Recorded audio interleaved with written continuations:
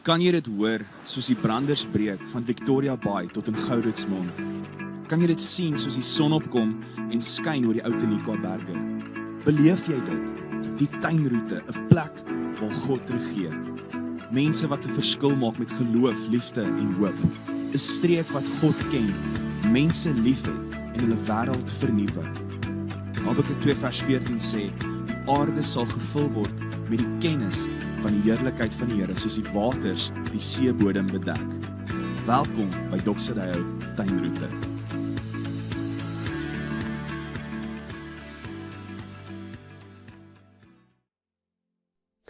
Goeiedag al ons Doxydeo vriende, dit is vir my so lekker om jou te verwelkom hier by Doxydeo Tuinroete se aanlyn boodskap. Sien uit om vandag saam met jou te kuier terwyl ons aangaan met ons preekreeks met ander woorde. Maar voordat ons verder gesels oor dit, kom ons bid eers saam. Hemelse Vader, dankie dat U deur U Heilige Gees en deur dit wat U vir ons in Christus kom doen het, soveel vir ons geskenk het, soveel vir ons gedoen het, dat ons in ons lewens nuwe dinge kan ontdek, U woorde kan hoor en nuwe en dieper betekenis en belewenis kan hê in ons lewens. Dankie Here, en dankie vir die Bybel, dankie dat ons vandag saam verder kan gesels oor hierdie gesprek waarvan U ons deel gemaak het. Ons bid dat die Heilige Gees in elkeen van ons sal werk, die goeie werk wat U begin het sal voortsit. En ons bid dit tot eer van die naam van Jesus. Amen.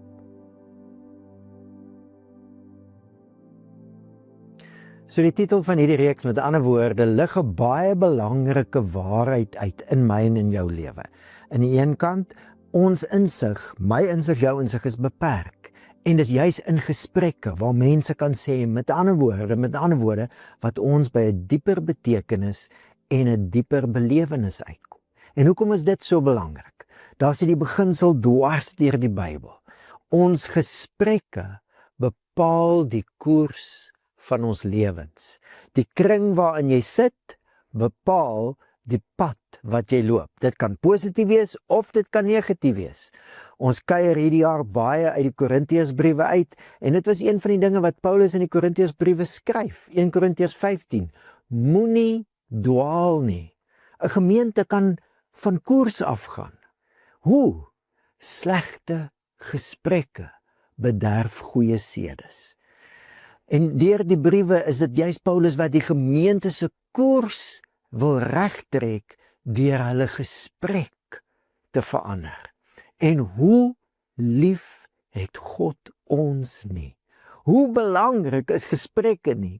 Dat God, terwyl ek en jy verlore was, in 'n toestand waar ons gesprekke en ons lewens, ons doel gemis het, die doel waarmee hy ons geskep het, in daai toestand het hy ons kom haal en deel gemaak van 'n nuwe gesprek.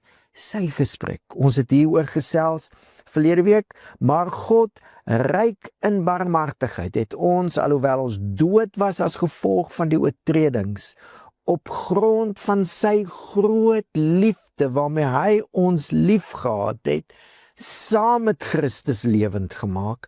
Uit genade is julle verlos. Ja, hy het ons in Christus Jesus saam opgewek en saam laat sit in die hemel. Dit is 'n vreemde gedagte, dat terwyl ek en jy hier in die tuinroete woon en werk, elke stoel waarop ek en jy elke dag sit, in ons huise, in ons kantore, in ons skole, in ons vriendekringe, waar ons ook al sit in die tuinroete, terselfdertyd sit ons in die hemel. Een van ons vennote het dit so mooi opgesom. Sy het gesê sy gaan vanaf elke dag vir haarself vra, waar sit jy? Ons sit in die tuinroete en in die hemel. God het ons so lief dat hy ons deel gemaak het van die gesprek wat in die hemel aan die gang is. En dis miskien 'n manier om iets te verstaan van wat dit beteken. Ons is in Christus in die hemel. God het ons deel gemaak van 'n gesprek wat in die hemel aan die gang is. Dit is baie interessant. As jy in die King James vertaling lees, hoeveel keer die woordjie conversation gebruik word vir die lewens wat ons nou lewe, op verskillende maniere. Hier in die 1600s lyk dit vir my, het die woordjie conversation baie meer beteken, want hulle het die gewig daarvan verstaan. Byvoorbeeld in Filippense 3 vers 20, waar ons Bybel sê, ons burgerskap is in die hemele, sê die King James vertaling, for our conversation is in heaven. God het my en jou so lief gehad, dat toe hy sien ons mis ons doel as gevolg van die gesprek waaraan ons deelneem, hoe dinge in die wêreld is sonder Christus. Toe ons in daai toestand was, het hy ons so lief gehad dat hy ons saam met Jesus opgewek het en saam laat sit het in die gesprek wat in die hemel aan die gang is. Die gesprek wat God eintlik met homself het, die gesprek in die hemel wat natuurlik alles draai rondom die koningskap van God self, die troon van God. Dis wat die hemel is. Die hemel is die troonkamer en in die middel van die gesprek in die hemel is Jesus self. Dis die gesprek waarin God my en jou nou opgewek het. Ons het daaroor gesels laasweek, Openbaring 5 vers 6, en ek het gesien en kyk in die middel van die troon en die 4 lewende wesens. En in die midde van die ouderlinge staan daar 'n lam asof hy geslag is, met 7 horings, 7 oë, wat die 7 geeste van God is, die volmaaktheid van die Heilige Gees, wat uitgestuur is oor die hele aarde. Baie duidelik het God met ander woorde sy koningskap aan ons kom bekend maak. En dit draai alles rondom Jesus, wat sy lewe opgeoffer het. Vriende, dis heel ander woorde oor heerskappy, né? Dis baie ander woorde as wat ons in ons wêreld gesag en mag en leierskap verstaan.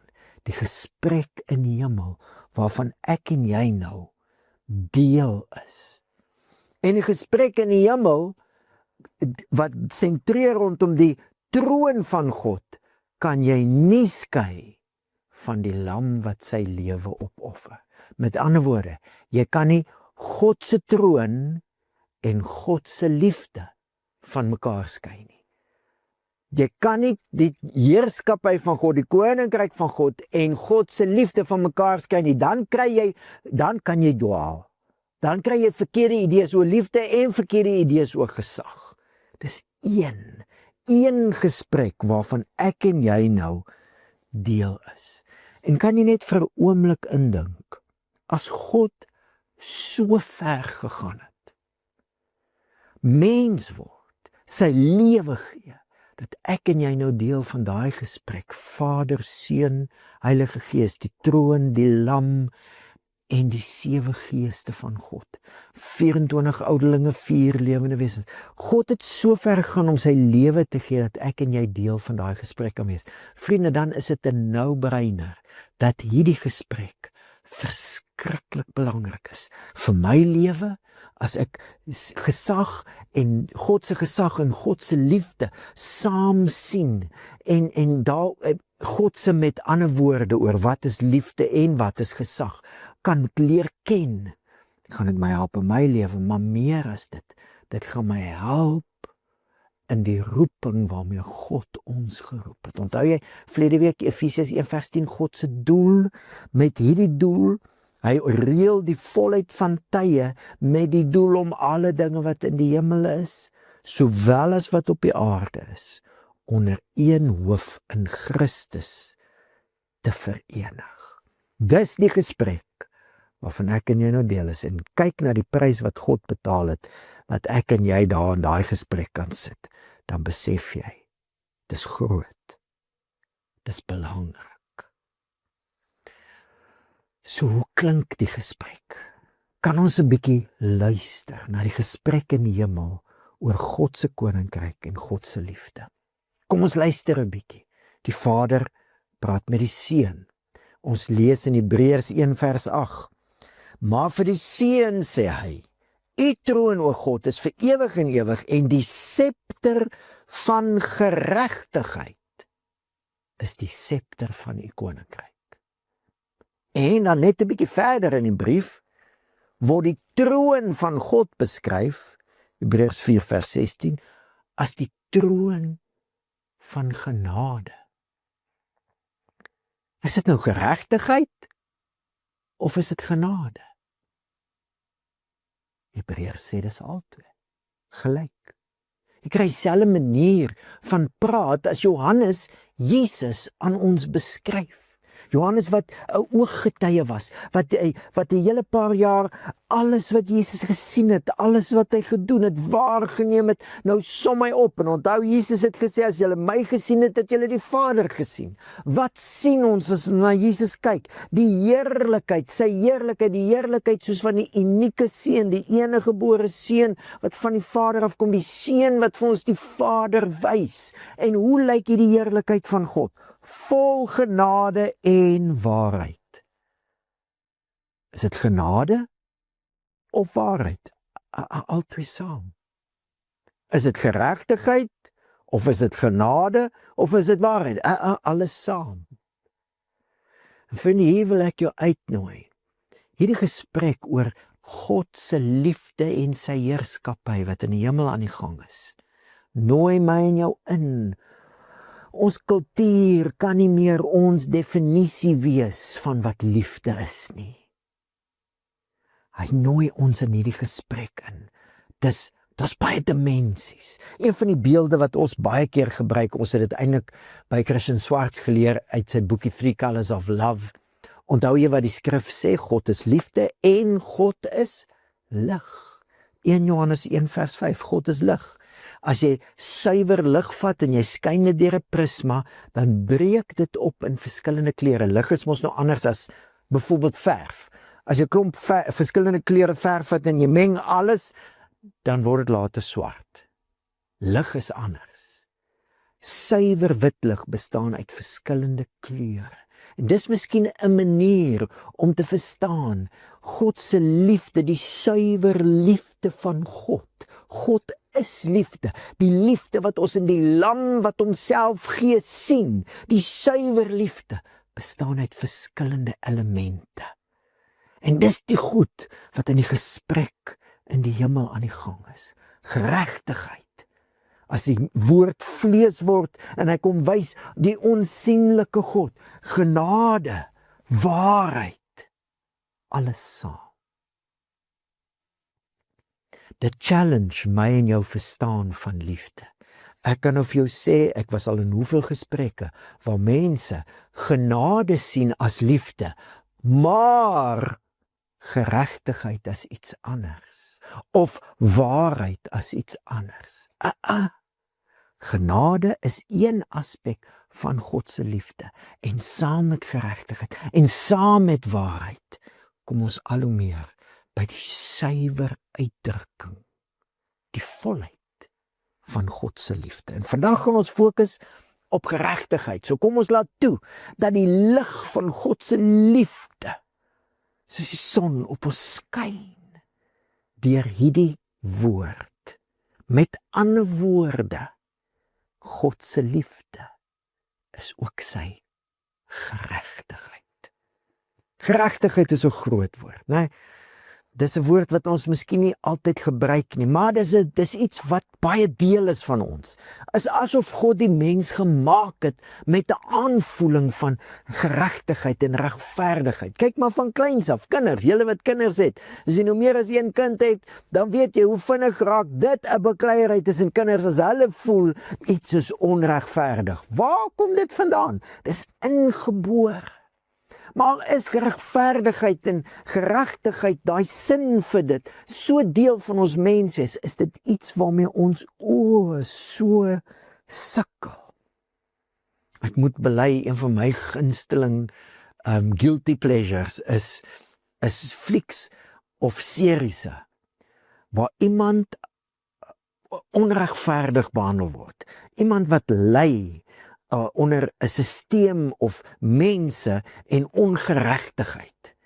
En hoe die persoon dan in 'n stryd gewikkel is en 'n klomp goed moet doen en hoe dit lyk of ongeregtigheid kan seëvier en dan breek die lig deur en geregtigheid wen. Kyk, sulke stories kan my opwerk dat ek later voel ek wil iemand slaan wat so ongeregtig, wat so onregverdig is. Maar dit is so deel van ons menswees. Regverdigheid, die sin vir geregtigheid. In ons land ken ons korrupsie. Ons sien hoe ongeregtigheid 'n land se koers kan verander. So hartseer om dit te sien. En nou sien ons dis nie net in ons land nie. Ongeregtigheid deur mense met mag. Hoe het ons wêreld nodig dat daar mense is wat sal deelneem aan die gesprek van God se geregtigheid, want ons sukkel met dit. Al is dit deel van wat ons menswees vir ons sê, sukkel ons met geregtigheid in ons wêreld. En God het my en jou deel gemaak van hierdie gesprek oor geregtigheid. Die gesprek van sy geregtigheid wat sentreer rondom Jesus, die Christus, die gesalfde koning. 1 Korintiërs 1 vers 30 sê Paulus, maar deur hom is julle in Christus Jesus, wat vir ons geword het, wysheid uit God en geregtigheid. Ek vat nie my definisie van hoe geregtigheid werk en dinge in die wêreld nie, uit die wêreld uit nie. Ek vat my definisie van Jesus Christus af. En onthou jy, deur hom is julle in Christus. Ons het laasweek oor gesels. My vriend, luister mooi. Jy moet die gesprek wat jy met jouself het, in lyn kry met die gesprek waarvan God jou deel gemaak het. Jy is in Christus. En daarom kan Christus nou vir jou geregtigheid word. Jou definisie, jou verstaan. Wat is die geregtigheid van God wat ons in Christus leer ken en ontvang? Daar's 'n hele storie agter die geregtigheid van God in Christus. En ek wil vir jou een van die psalms lees, want dis waar ons geregtigheid moet gaan haal, uit die Ou Testament uit al. Psalm 98. Sing vir die Here 'n nuwe lied, want hy het wonders gedoen. Sy regterhand, sy heilige arm het hom bygestaan. Die Here het sy verlossing bekend gemaak. Voor die oë van die nasies het hy sy geregtigheid geopenbaar. Hy het sy troue liefde, sy getrouheid teenoor die huis van Israel onthou. Juig voor die koning die Here. Laat die see en alles daarin dit uitbasyn, die aarde en die wat daarop woon. Laat die riviere hande klap en saam met die berge jubel voor die Here, want hy kom om die wêreld te oordeel. Hy sal die aarde oordeel in geregtigheid.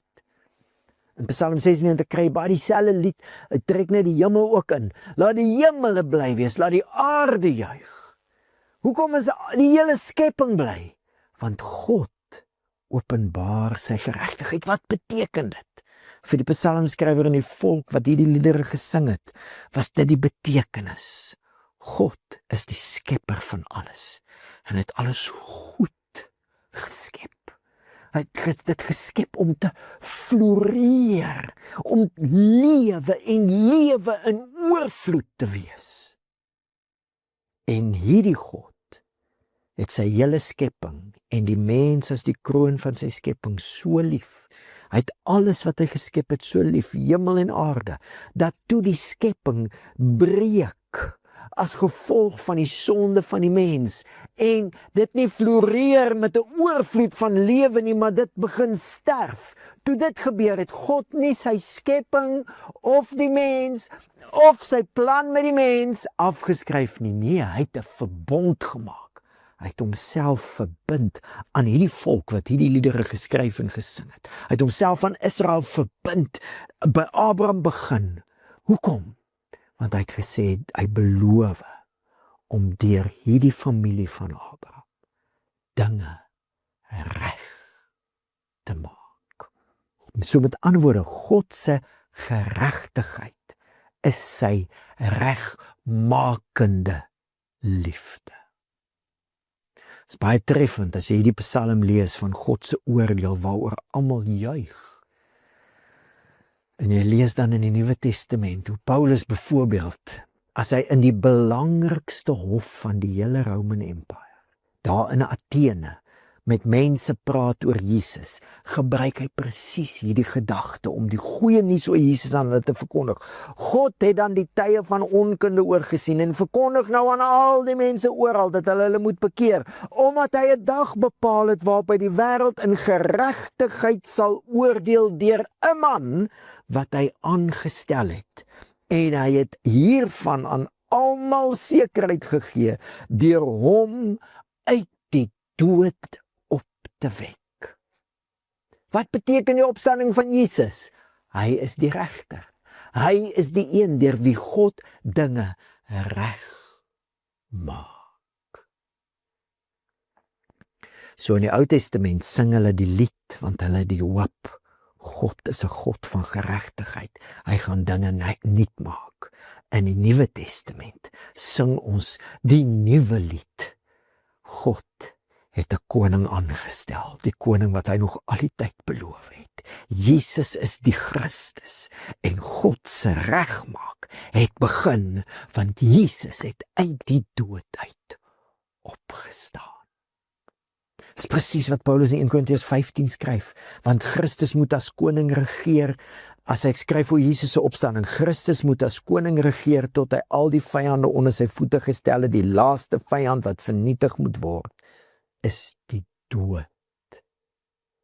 Met ander woorde, God se geregtigheid is 'n oorwinning oor vyande. Wat is die vyande? Die dinge wat in sy skepping is, wat teen sy plan met sy skepping werk, teen lewe, die anti-skeppingsmagte. God se geregtigheid is om daai magte te oorwin en hulle onder Jesus se voete te sit. Geregtigheid, met ander woorde, is God se oorwinnende liefde oor dit wat nie reg is nie. En dis baie treffend, vriende, jy onthou nou daai Filippense 3 vers 20, né? Our conversation is in heaven, from where we also look for the Savior, the Lord Jesus Christ. Ons wag, die regmaak is nog nie voltooi nie, ons wag dat Jesus terugkom, want dan gaan die regmaak voltooi wees. En hoor wat sê hy? Wat ons vernederde liggaam van gedaante sal verander om gelykvormig te word aan sy verheerlikte liggaam, volgens die werking waardeur hy ook alles aan homself kan onderwerp. God gaan nie eers my liggaam wegmaak nie, hy gaan dit regmaak. God gaan alles regmaak. En die opstanding van Jesus sê, dit het begin. Kan jy verstaan hoekom Paulus dan sê, Romeine 14 vers 17, die koninkryk van God is nie 'n saak van wat jy eet of wat jy drink nie, maar van geregtigheid en vrede en blydskap in die Heilige Gees. Deur dieselfde Gees waar die Jesus opgewek is, werk God nou in hierdie wêreld en ons is, daar's blydskap en daar's vrede, shalom, daar kom heelheid wat van God afkom nou deur die werk van die Heilige Gees, want God se geregtigheid, sy liefde wat dinge regmaak, is besig om te werk in hierdie wêreld. En dis hoekom dit 'n saak van blydskap is. Hier is soveel, met ander woorde, en ek bid dat hierdie gesprekke sal losmaak in ons gemeente, onder ons vennote, sodat ons God se liefde nog dieper kan ken en meer kan weerspieël. Die eerste ding wat ek dink vir my uitstaan is, met ander woorde, as ons praat van God en sy geregtigheid, praat ons van 'n God wat vir ons is. Hy's vir sy skepping.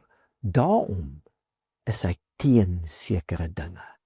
Dinge soos sonde. Dinge soos die dood.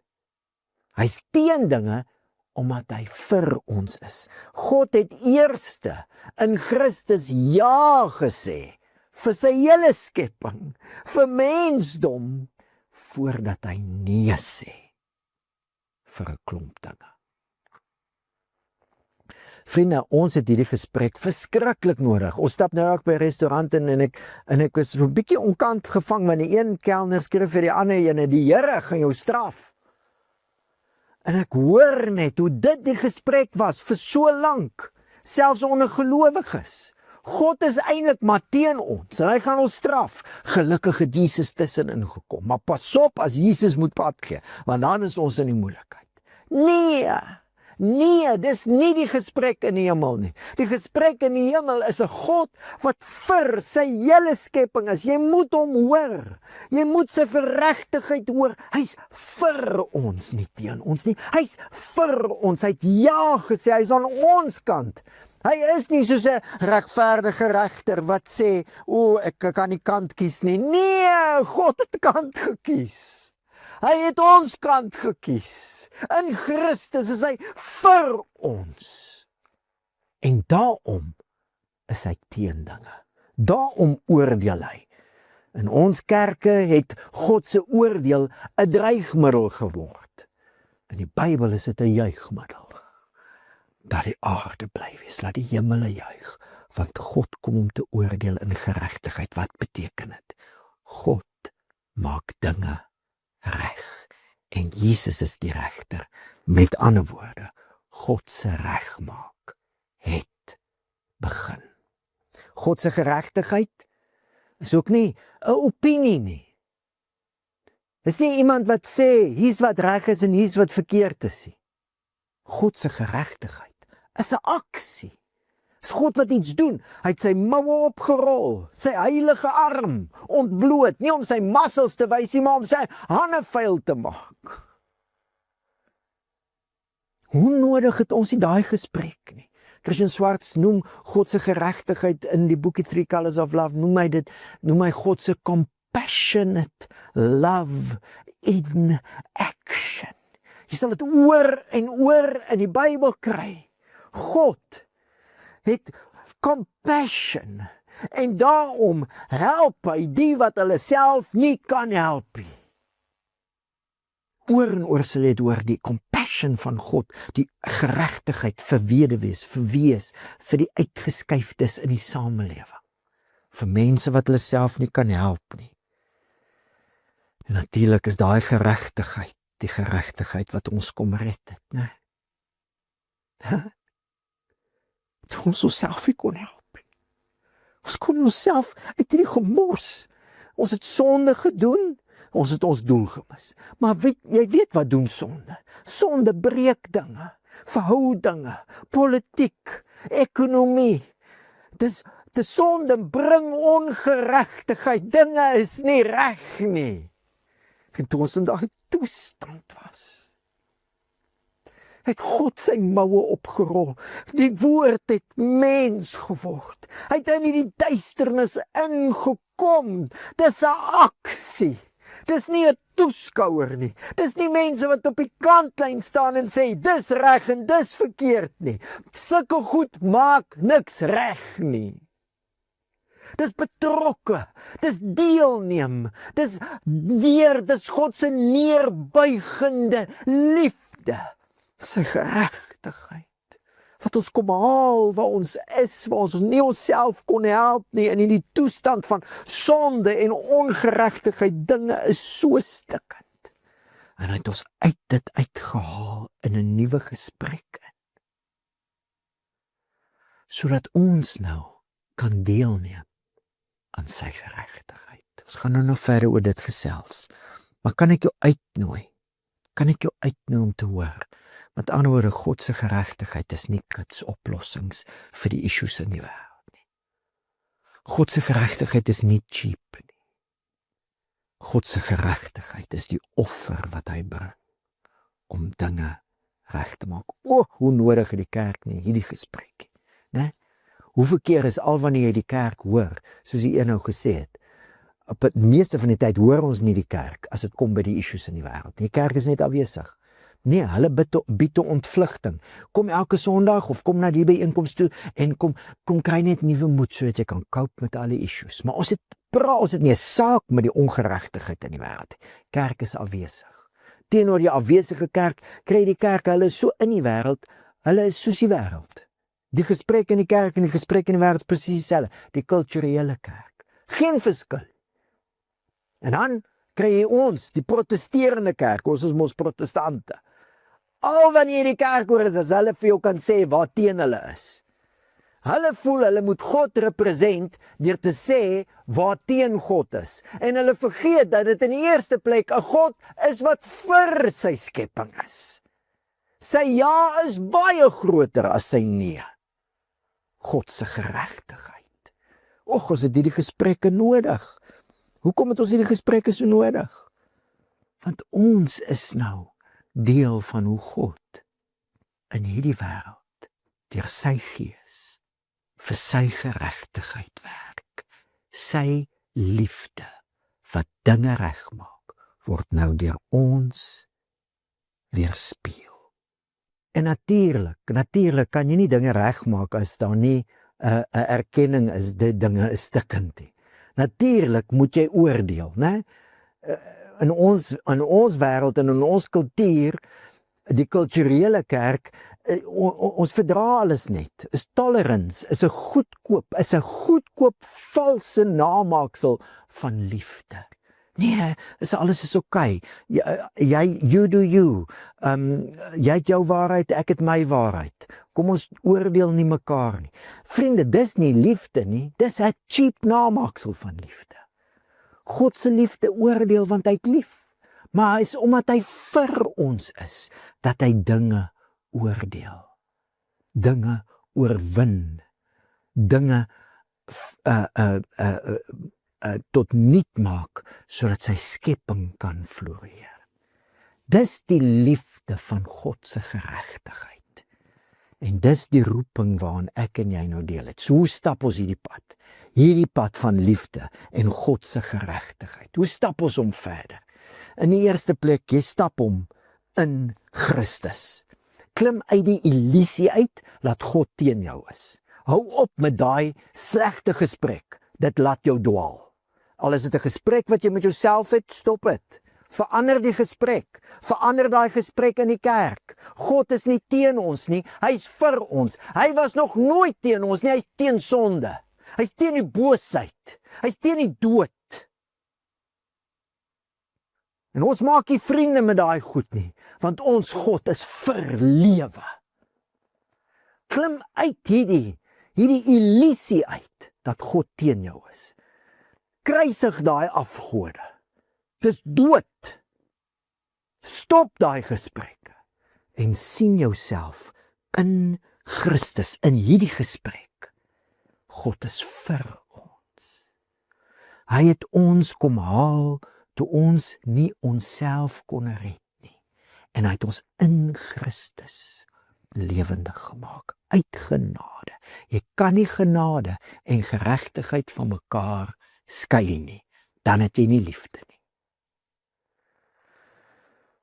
Hy het ons daar kom haal en deel gemaak van hierdie gesprek. Dis wat God gedoen het vir jou en met jou in Christus. Hy het ons sonde en ons ongeregtigheid. Onthou jy die hofsaak van Jesus? Man, dis ongeregtigheid van voor tot agter.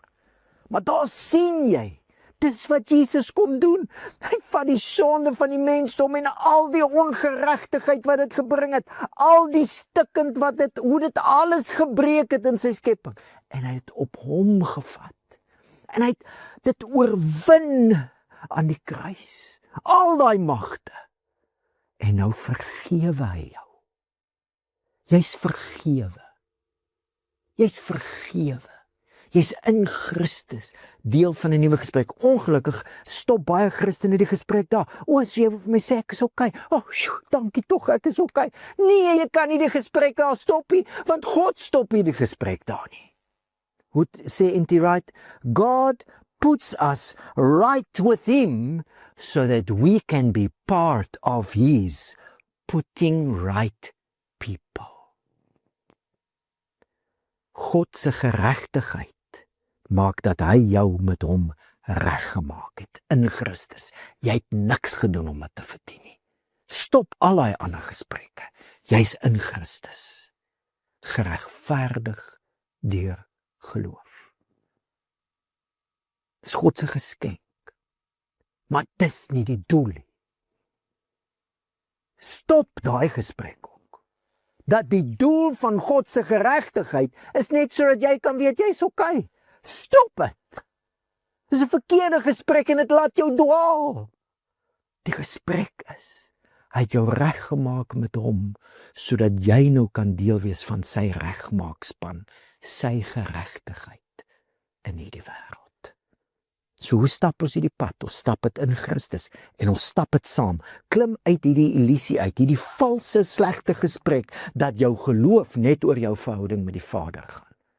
Net oor jou verhouding met die Here. Stop dit. Dis 'n verkeerde gesprek en dit laat jou dwaal. God het ons saam in Christus opgewek. Ons is nou sy woonplek, sy tempel, die liggaam van Christus, die Gees. Hoe het Jesus gesê, die Gees wat die wêreld gaan oortuig van sonde, geregtigheid en oordeel. Die Gees woon in ons as sy liggaam, sy tempel. Stop hierdie gesprek dat jy dink jy skyn in jou loekie en ek in myne. Ons kan nie alleen individueel God se geregtigheid in hierdie wêreld implementeer nie. Ons is in 'n illusie, ons lewe in 'n valsheid as ons dink ons kan dit doen. Stop daai gesprekke. Stop dit. Ons is aan mekaar verbind, ons is die liggaam. Jesus sê, julle is die lig vir die wêreld. Ons is soos 'n stad wat op 'n berg is, wat hoop bring, lig bring. Ons. En dan wil ek vir jou vra, begin 'n nuwe gesprek. Bou aan liefde en verhoudinge met ander vennote in jou kampus. Want hoe stap ons die pad van God se geregtigheid? Ons kan dit net saam stap. Dit is net saam as die liggaam van Christus wat ons God se geregtigheid in hierdie wêreld kan weerspieël. Daar waar dinge stikkend is, dinge beter kan maak. Is dit in die opvoeding, is dit in die ekonomie? Is dit in die politiek, is dit in die gesinne, waar ook al, is die liggaam van Christus, waar deur die Gees geregtigheid bring. Bou aan verhoudinge. Vriende, ons gaan net 'n impak in hierdie wêreld maak as die liefde tussen vennote sterk is. Die liefde tussen mense in die kerk. As ons nie mekaar lief het nie, gaan ons 0 impak maak in hierdie wêreld. Die liefde tussen mense in die liggaam is soos 'n brug. Hoe sterker die verhoudinge is, hoe meer gewig kan die brug dra. Die gewig van God se heerlikheid en sy geregtigheid om dinge reg te maak in hierdie wêreld. Bou aan vennootskappe en bou aan verhoudinge in jou kampus. Anders gaan ons nie 'n impak maak. Ons stap hierdie pad saam. En dan laaste punt. Hoe stap ons hierdie pad in Christus saam? Deur geloof. Nie deur wat ons sien nie, deur geloof. Jesus is klaarkoning. Hy is God se geregtigheid. Sy scepter is die scepter van geregtigheid. Dit is hoe God se liefde dinge begin regmaak. Hy's klaar koning en hy heers nou deur sy liggaam. En kan jy net vir 'n oomblik dink, as Jesus vanaand sou kom en hierdie geregtigheid projek voltooi en selfs my liggaam nie wegmaak nie, maar regmaak, so reg dat dit so sy liggaam is, dan kan hy enige iets, soos die Filippense sê, aan homself onderwerp. God, die krag van God se liefde, het ons kom red, sodat ons hom kan glo. Hy kan dinge regmaak. Vertrou. Bid elke dag die Onse Vader. En natuurlik bid ons Vader, ons bid dit saam. Laat U naam geheilig word, U koninkryk kom. U geregtigheid dinge kom regmaak, soos in die hemel, so op die aarde. Hê gesprekke oor hoe kan dit lyk? Droom, verbeel jou. God kan doen bokant dit wat ons dink of selfs bid of selfs dink.